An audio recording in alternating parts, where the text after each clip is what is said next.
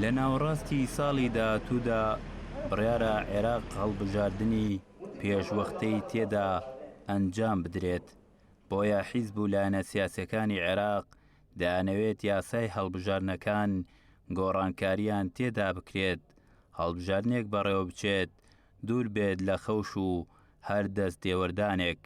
بۆیە کوردش هەموو هەنگاوەکانی بۆ ئەوەیە نە لەو یاسایە و نا لە عێراقی نوێدا پەراوێز نەخرێت و بە دوای هاوپەیمانێکی ڕاستەقینەدا دەگەڕێت. خۆشبەختانە کۆدەنگیەک هەیە لەسەر ئەوەی کە هێز و لایەنە سیاسی کوردیەکانەوانی کە لە پەرلەمانە بەشدارن ئەوانی لە مەیدانی سیاسی حکومڕانیە کارەکەن، ئەوە کۆدەنگیەک لەسەر ئەو هەیە. بەڵام ئەوەی کە منی خوێنمەوە ئەوەیە کە لە هەڵبژاردننی داهاتووە هەندێک با بڵێن مفاجئات و سەرپرایز ڕۆیە. کورد ئەبێ نەبێ بە دوای دەم و چاوا بگەڕێ، ئەمە زۆر تاکیدی لێکەوە. کورد ئەبێ بە دوای هاوپەیمانێکی ڕاستەقینەیە بگەڕێت، چونکە ئێمە ئەگەر وەکو دەموچاو یان وەکو شەخص یان وەکو کەس پشت بەوە ببەستین بەڕاستی هەموو ئاستەنگانی کە پێشووتر توشمان بۆ جارێکتریەتەوە ڕێگامان.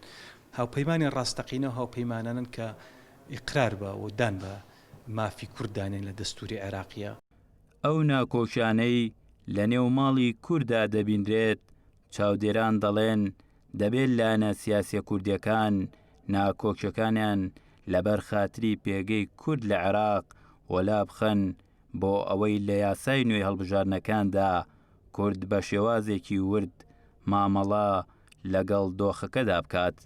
زۆر گرنگە لە ئێستاە ئەو پەرتەوازەیە کە لە ئێستا لە نێوان لایەنە سیاسەکانی هەرێمی کوردستان ئێمە خەتەرێکی زۆر گەورەیە بۆ سەر کوردستان. ئەبێ بە دڵێکی فراوانەوە بە بچنە سەر مێزی گفتوگۆ تەواوی لایەنە سیاسەکان بە پارتی و یەکێتی و لایەنە ئۆپۆزیسیۆنەکانەوە، لەبەرەوەی ئەم هەڵبژاردنێکی چارەنووسازە بێت و واقعش گۆڕاوە و هەروەها هەنێک کارکتەری سیاسی و هەروەها لەوەیە هەنێک کوتلەی تازە بێنە ئارایەوە.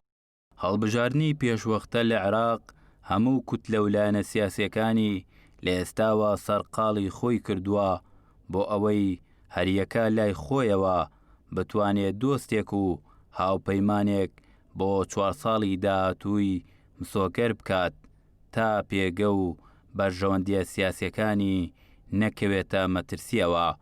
کوردش لە نێو ئەم هاوکێشە سیاسیانەدا بە دوای هاوپەیمانێکی ڕاستەقینەدا دەگەڕێت تا لەو ڕێگەیەوە زامنی مافە دەستوری و یاسایی و دارایەکانی بەدەست بێنێت.